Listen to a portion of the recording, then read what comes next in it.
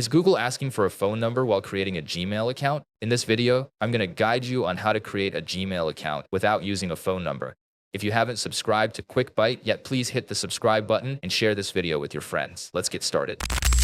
First, let's talk about why Google asks for a phone number when creating a Gmail account. The main reason is that Google detects unusual activity on your device. Another reason is that Google might think you aren't a real person. Now I'll guide you on how to fix this. Number one is IP address. If you are using a VPN or proxy while creating a Gmail account, Google might think you are a bot. The solution is to restart your router if you're using one.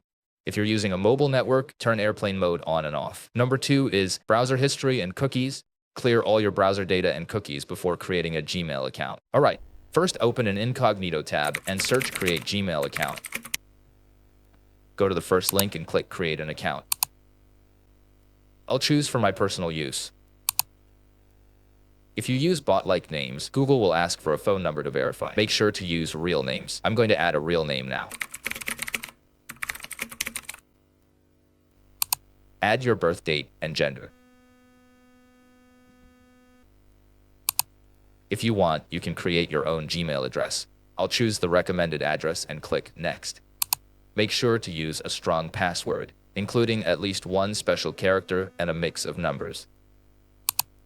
As you can see, Google doesn't ask for a phone number to verify. I'm going to skip the recovery email address, and we're done. If you follow all these steps, Google should not ask for a phone number to verify. If you found this video helpful, please like and share it with your friends. Let's meet in another video.